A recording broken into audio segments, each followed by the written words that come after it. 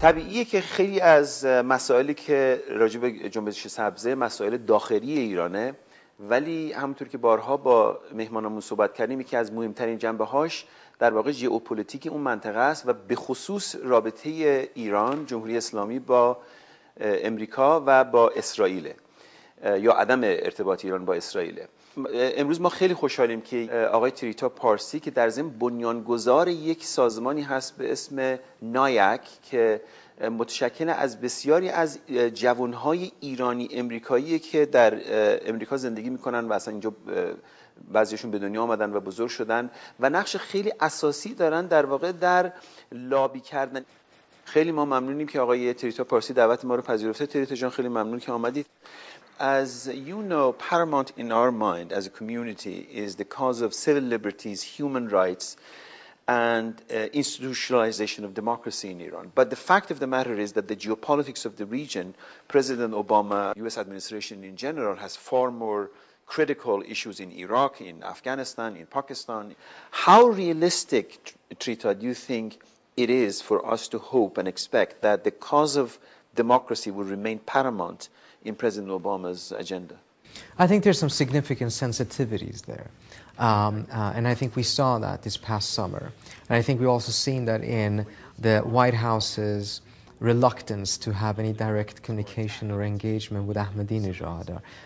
You're not going to see the Chavez photo op with Obama. But you have many other concerns that the administration is focused on. And one of the challenges that I think pro-democracy activists in the United States have had is that there seems to be what I would view a false sense of competition between the nuclear clock and the human rights clock. So to give you an example, currently the administration is working on gaining the votes of several countries in the Security Council and beyond for sanctions on Iran. And there seems to have been a calculation that in order to be able to get the acceptance of those states for sanctions, you cannot then also afford to talk to those countries about the human rights situation in Iran, which has meant that opportunities have been lost or are about to be lost. There are things that can be done to give much more attention to the human rights situation, but there seems to have been a calculation that if that is done, that will complicate the nuclear matter. Mm-hmm. Let me ask you something about the sort of historical force of pro-war warmongers in the U.S. Capitol. As you know, as recently as the other day, Senator John McCain yet again said that somebody has to pull the trigger on Iran.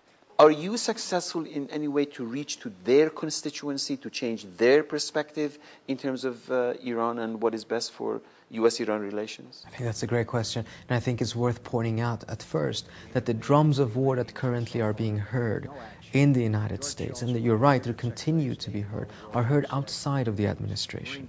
These are not drums of war that are coming from inside the administration. Now, I have my personal worries that some of the paths that the administration is pursuing may inevitably lead to such a war scenario nevertheless. But I'm not seeing any indication that there's a deliberate plan or willingness to pursue that path. The same cannot be said about some of the elements outside of the administration.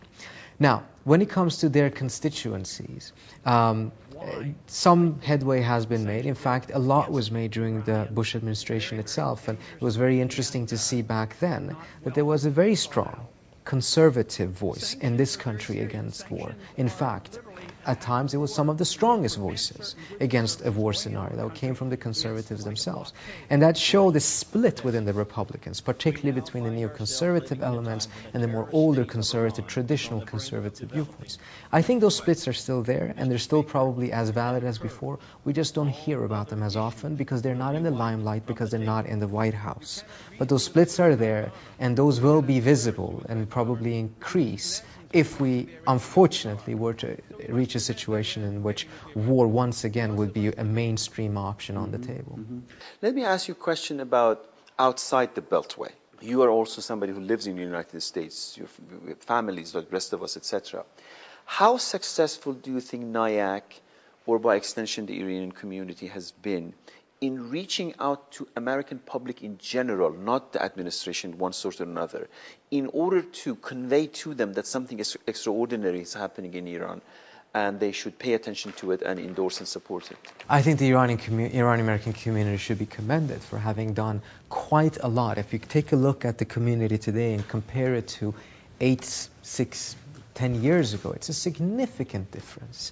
I remember we do a lot of workshops around the country, teaching Iranian Americans to get more politically involved, teaching them how the political system works. 8 years ago when we started, people were afraid of voting. They were afraid of registering to vote, thinking that perhaps the FBI would get their address, as if that is a really legitimate concern. That is not the situation right now. You saw as the country has become more politicized, so has the community.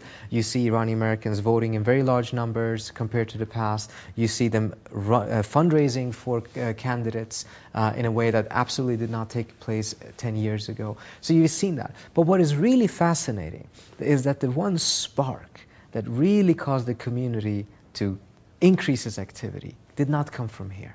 It came from inside of Iran. One of our board members said something very interesting, saying that for so long the Iranian American community had worked so hard to improve its own image. They wanted to be separated from some of the more radical elements or those pumping their fists and yelling death to America. They wanted to create an identity that was separate from that. And whether enough attempts were made or not, we cannot really say it succeeded. But what did succeed in changing the image of the Iranian Americans was the courage of the Iranian people this past summer, which really caught the attention and the imagination of the American people. And the Iranian American community played an important role to then convey and interpret what was happening in Iran to a larger American audience. I saw, for instance, you on CNN on numerous occasions this summer. And if you take a look at the number of people on TV this past summer explaining what was taking place in Iran, more often than not, they were Iranian Americans. And that's one indication of how the community has played its role in making sure that this reaches the American public. Let me take that question one step further. As you know, at the end of the day, our concern is about 70 million plus Iranians who live inside Iran. And most of them have no clue what the lobby is and what the lobby does. How would you explain to Iranians, particularly young generation active in the Green Movement, struggling for the cause of civil liberties, the significance of what NIAC does for them inside Iran? I think that's a great question. It's one of those areas in which we run into various different barriers, one being the language barrier, in the sense that our generation are not as fluent in Farsi, and even if we can speak it, we're not good writers. So whereas we can communicate in written in English, we are somewhat limited what we can do in Farsi. But my own impression, based on the emails we receive and other communication, is that a lot of people there follow what we do and do understand what we're doing. And one of the key things that they have come to understand is to really reduce their expectations about what the United States can or should do. Too often Iranians think that the United States have the capability to do almost anything. And particularly when you're frustrated, you want the superpower to step in and fix things quickly. But I think they've seen, A, the United States oftentimes does not have the power to do so. And perhaps more importantly, it doesn't oftentimes have the competence of doing so. You just have to take a look in the rest of the region to see that as a superpower, its ability to promote stable democracies is not necessarily as good as one perhaps could wish it would be. Thank you, Trita, for accepting our invitation, and good luck to your work. Thank you, Steve. جنبش سبز مردم ایران مرز بین داخل و خارج از کشور را از بین برده است. طرفداران این جنبش هر جا که هستند آرزو و هدفی جز صلح و آزادی و عدالت برای همه انسان‌ها ندارند. تجاوز ارتش اسرائیل به کشتی‌های غیرنظامی حامل مواد امدادی برای مردم ستمزده و تحت محاصره غزه در 10 خرداد که منجر به کشته و زخمی شدن جمع کثیری شد، بار دیگر سرشت ستیزگر اشغالگران سرزمین‌های فلسطینی را به روشنی تمام نزد مردم جهان آشکار ساخت. خشونت ورزی و عوام فریبی‌های رژیم اسرائیل با ترفندهای رژیم حاکم بر ایران مشابه است. جنبش سبز به اقتضای آزادی‌خواهی و احترامش به حقوق و کرامت انسانی با نهضت‌های رهایی بخش سرتاسر جهان به خصوص با حرکت آزادی جویانه فلسطین همراه و همقدم است.